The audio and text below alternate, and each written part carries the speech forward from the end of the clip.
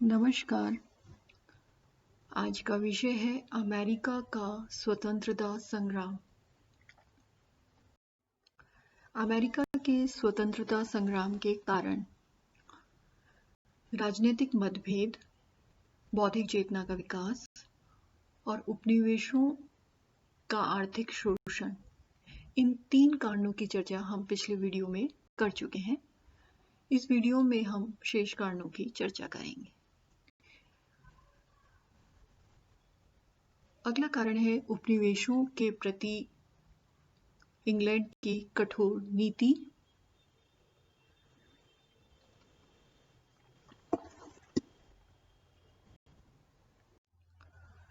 (1763) के बाद इंग्लैंड के प्रधानमंत्री ग्रीनविले ने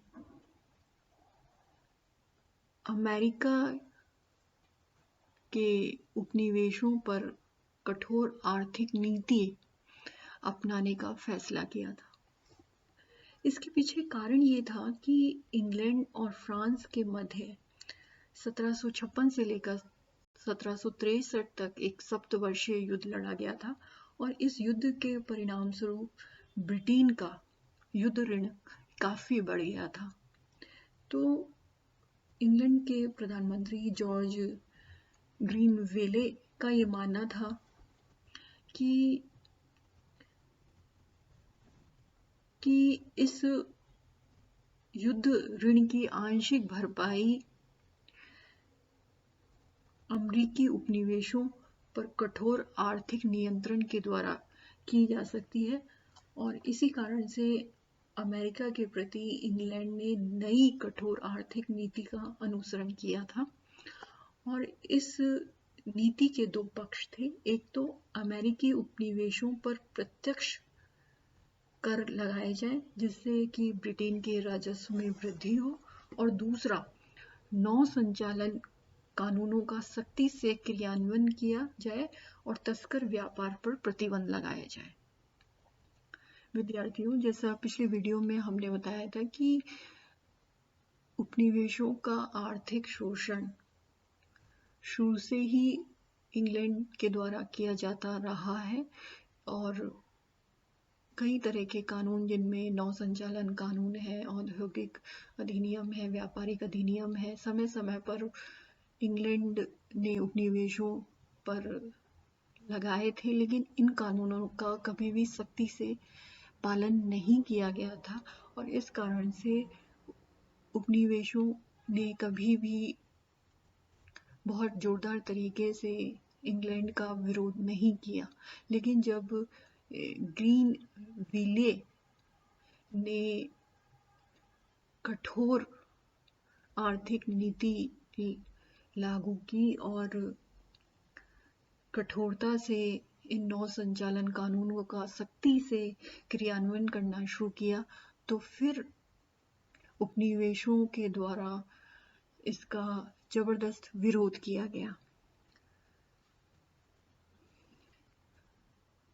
जॉर्ज ग्रीनविले के समय में 2 अधिनियम पारित किए गए। एक तो था शुगर एक्ट 1764 और दूसरा था स्टाम्प एक्ट 1765 में, और इन दोनों ही ये जो एक्ट थे ये अमेरिकी उपनिवेशवासियों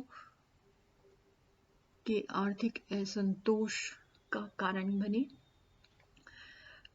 सबसे पहले हम चर्चा करेंगे शुगर एक्ट 1764 की। ये शुगर एक्ट वस्तुतः 1733 के शीरा कानून का ही परिष्कृत रूप था।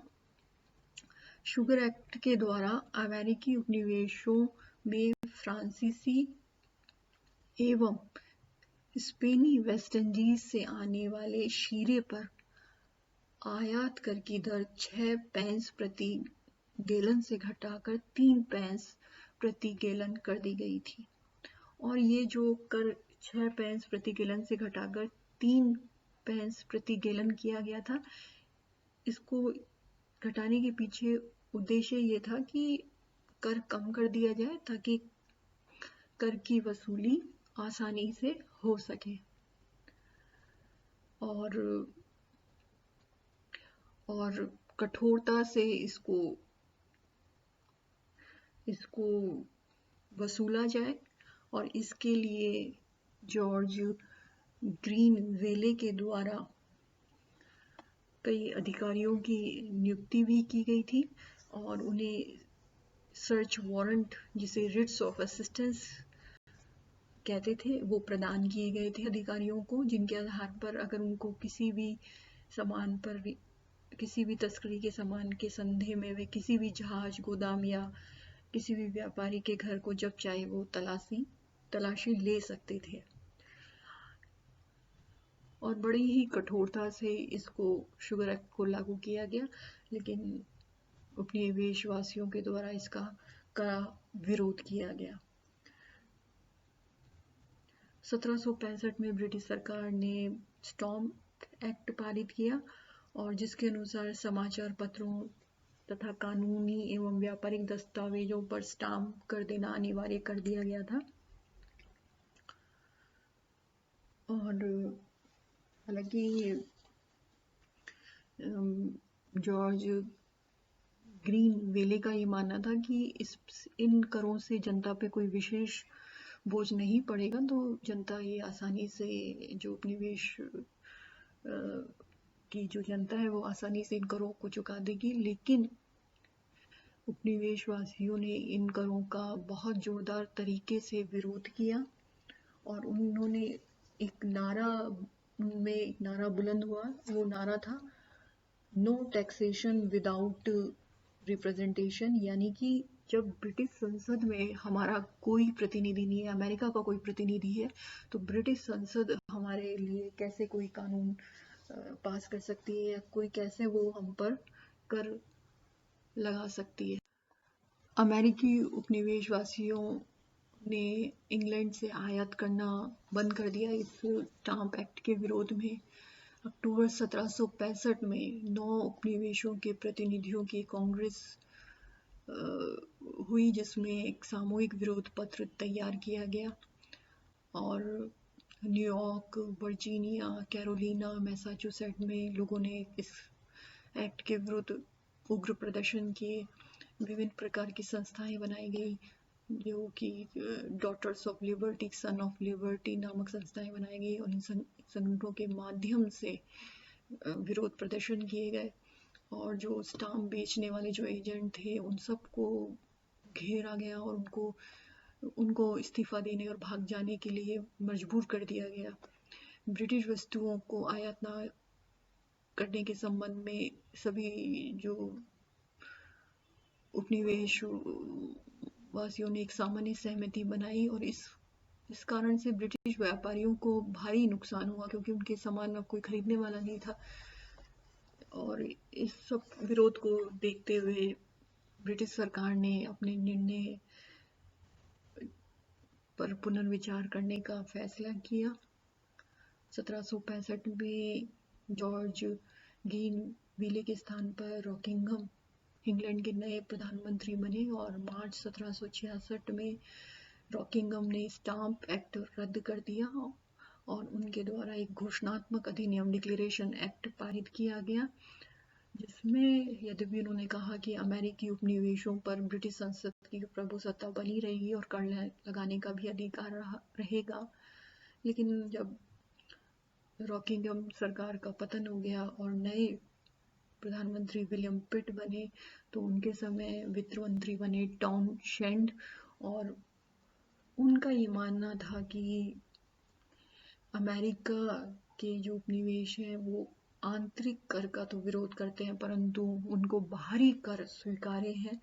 तो इस कारण से टाउनशेंड ने कर अधिनियम पारित किया 1767 में और 5 वस्तुएं जो कि थी चाय, लेड यानी सीसा, कागज, रंग, गिलास, इन 5 वस्तुओं पर जो कि अमेरिका में इंग्लैंड से आयात की जाती थी, ये 5 वस्तुएं, इन पर कर लगा दिया गया।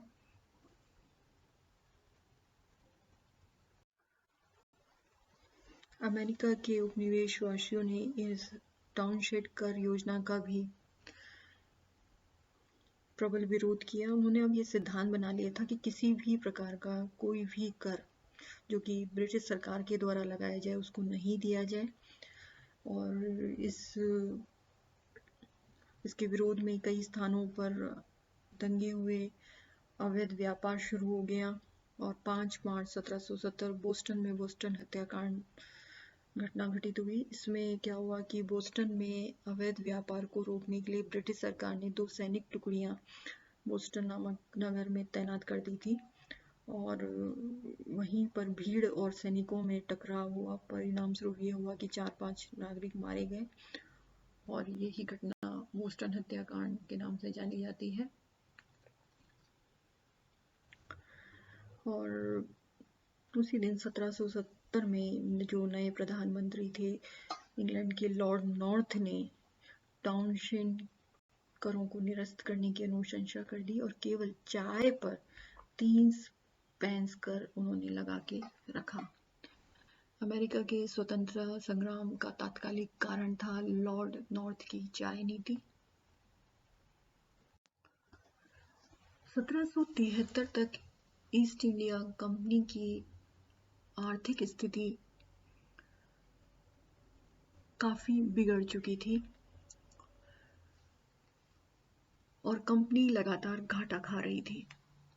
भारत और इंग्लैंड में ईस्ट इंडिया कंपनी के गोदाम चाय से भरे पड़े थे और अमेरिका जो कि इस चाय का सबसे बड़ा आयातक था वो चाय मंगवा नहीं रहा था और मंगवा भी रहा था तो तस्करी के माध्यम से, जिसके कारण से इंग्लैंड के राजस्व को कोई लाभ नहीं पहुंच रहा था। चाय भारत से अमेरिका इंग्लैंड होकर ही आती थी और जहां पर उस पर चुंगी लगाई जाती थी। लंबा रास्ता तय करने के कारण खर्चा बहुत अधिक आता था और इन दोनों ही कारणों से अमेरिका में चाय की लागत बहुत अधिक हो जाती थी। तो इंग्लैंड के प्रधानमंत्री लॉर्ड नॉर्थ ने सोचा कि ईस्ट इंडिया कंपनी को भी राहत पहुंचाई जाए और जो चाय का जो तस्करी हो रही है उसको भी खत्म किया जाए। तो उन्होंने सीधे ही ईस्ट इंडिया कंपनी को सीधे ही अमेरिका चाय ले जाने की अनुमति दे दी और इंग्लैंड में जो चुंगी लगती थी उस पर वो भी हटा दी। और इस सब का उद्देश्य यही था कि इससे कंपनी को भी फायदा होगा, अंग्रेजी सरकार को भी फायदा होगा और अमेरिका को भी कुछ चाय सस्ती मिल सकेगी। लेकिन उपनिवेशवासियों को ने इसका भी विरोध किया और उनका कहना था कि सस्ती चाय के माध्यम से इंग्लैंड भारी कर लगाने का जो अपना अधिकार है उसको बनाए रखना चाहता है और इस कारण से लॉर्ड नॉर्थ की जो चाय नीति है उसके विरोध में अमेरिका में एक जबरदस्त आंदोलन चलाया गया और मैसाचुसेट्स का जो बंदरगाह था बोस्टन, वहां पर तो इसका बहुत भारी विरोध किया गया और यहाँ पर ही 16 दिसंबर 1773 को सैमुअल एडम्स के नेतृत्व में कुछ अमेरिकी कूलियों का भेष बनाकर बोस्टन बंदरगाह में जो ईस्ट इंडिया कंपनी के जहाज खड़े थे उन पर चढ़ गए और उन पर जो 340 चाय की पेटियां थी उन्होंने उसको समुद्र में फेंक दी और यही घटना इतिहास में बोस्टन टी पार्टी के नाम से जानी जाती है।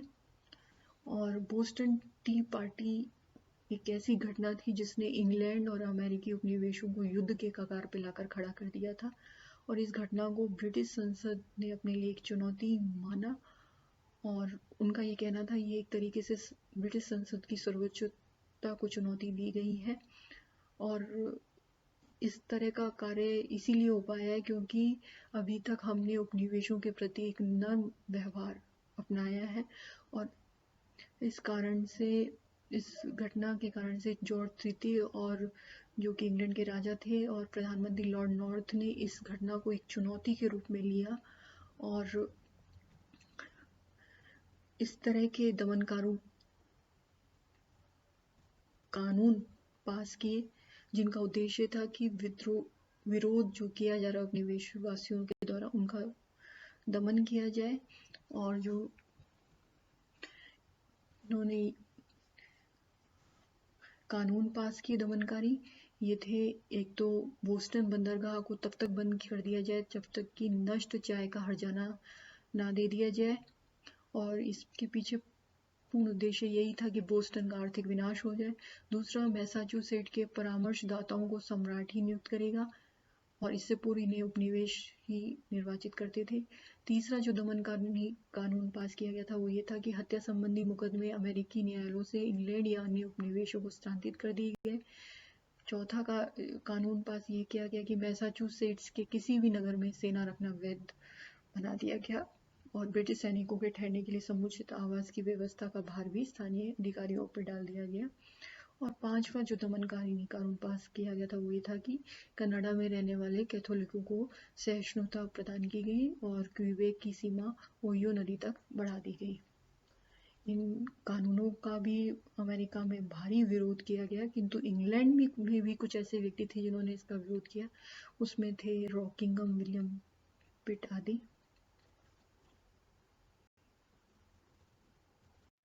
अमेरिकी उपनिवेश वासियों ने इन दमनकारी कानूनों का भारी विरोध किया गया, और 5 सितंबर 1774 को प्रथम महाद्वीपीय कांग्रेस अधिवेशन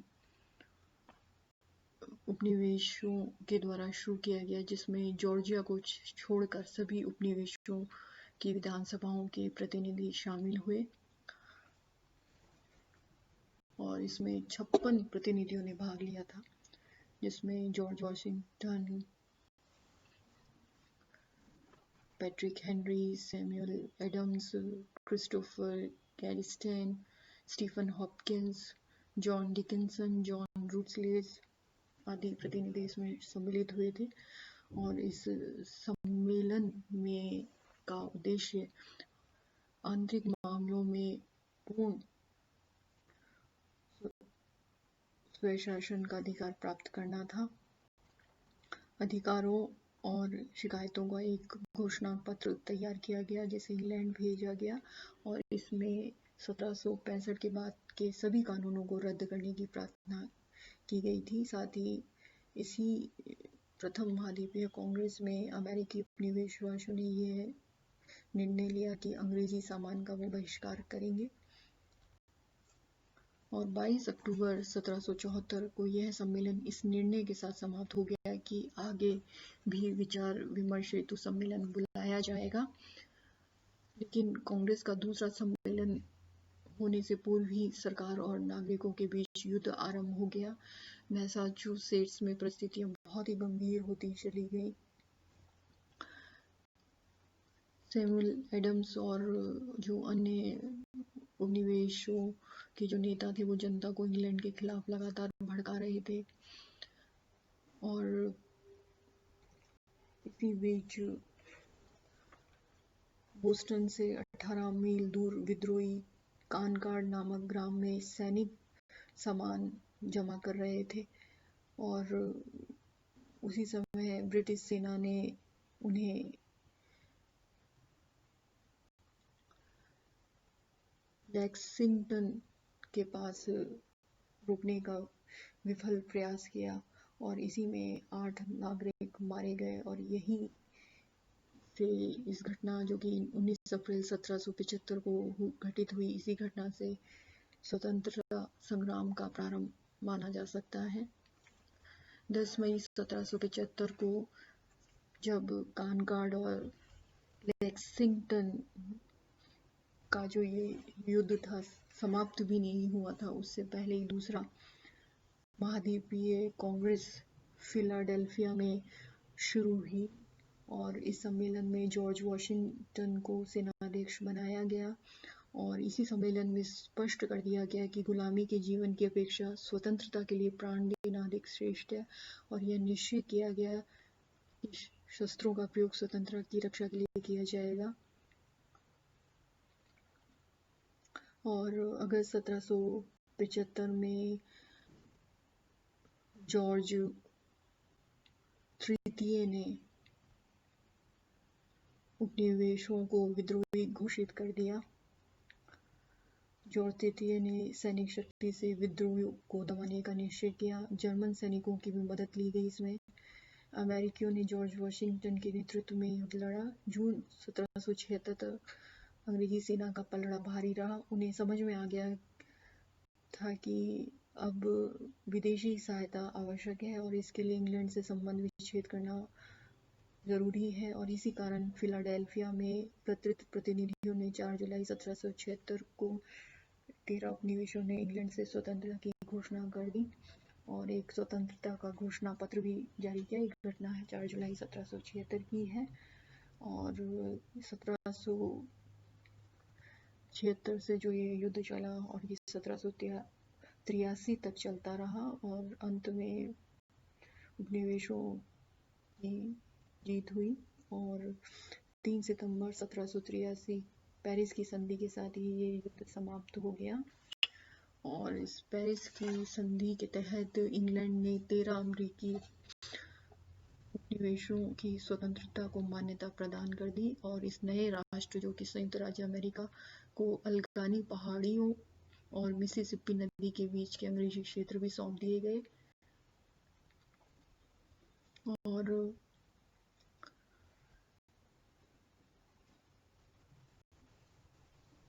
और इस प्रकार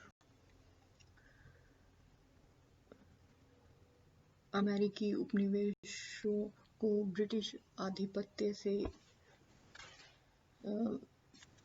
मुक्ति मिल गई। धन्यवाद।